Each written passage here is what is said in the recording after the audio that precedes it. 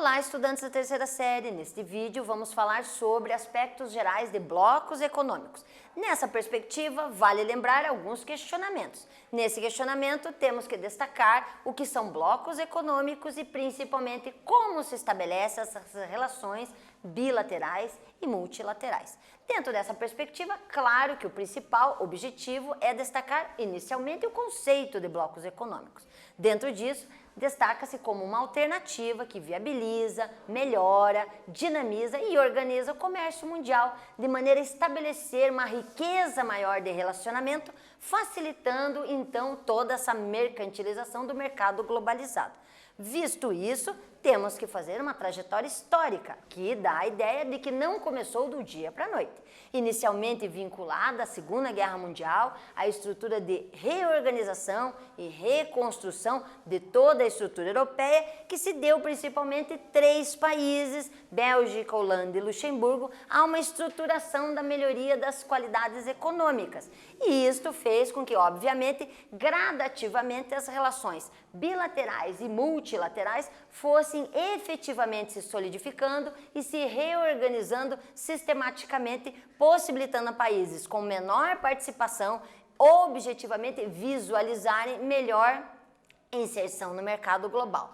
Dentro dessa perspectiva, claro que temos que puxar a questão de que existem hoje, na atual conjuntura do século 20 e 21, muitos blocos econômicos, cada um com características diferenciadas. Existem aqueles chamados livre comércio, onde nós estabelecemos uma riqueza de liberdade comercial entre os países membros, e aí pode-se destacar o NAFTA como sendo um bom exemplo.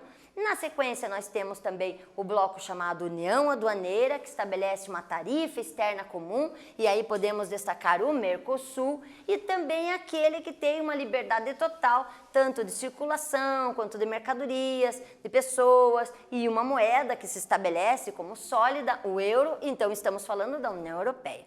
Temos outros, muitos destacados, mas ressaltei esses três que estão mais ligados ao nosso dia a dia e mais ligados à nossa esfera nacional. Dentro dessa perspectiva, então, olhamos o nosso mercado comum, o nosso livre comércio chamado NAFTA. No NAFTA, então, nós vamos ter uma relação comercial estreita de liberdade comercial total entre os países membros, em que você tem barreiras comerciais praticamente extintas, mas que não viabiliza nem moradia nem trabalho. E aí se percebe a diferença e a divergência quando analisamos Canadá, Estados Unidos e México. E isso gera muitos problemas, vista a questão migratória. O Mercosul, também outro bloco muito interessante, é um dos melhor conceituados dentro da perspectiva regional, tem a ideia de que passa-se a ser um mercado comum efetivamente depois de alguns anos de um trabalho mais sistêmico. Mas, infelizmente, a partir de 91 consolidado, essa ideia foi esmorecendo e hoje, a partir da situação que vive-se na pandemia, temos um quesito muito diferenciado neste século que traduz que ainda vamos ter que esperar um pouco mais para efetivamente termos uma circulação geral. Temos sim uma circulação entre os países membros, em que efetivamente tem-se circulação de pessoas, moradia e trabalho, mas com uma tarifa externa comum. Nessa perspectiva de liberdade, ainda temos a União Europeia. A União Europeia destaca-se por essa circulação total, mas já apresenta problemas, visto a questão Brexit, que vamos ver em outros momentos, e se você quiser aprofundar-se, aproveite o momento. Na União Europeia, você tem uma circulação geral, em que você tem uma moeda única, você tem uma organização muito interessante no sistema tanto de trabalho quanto de moradia, que se adapta bem ao mercado globalizado, facilita e auxilia muitos países em momentos de crise. Também dá para fazer um resgate da questão espanhola, a questão grega, no sentido de estruturar e organizar muito esse momento efetivado.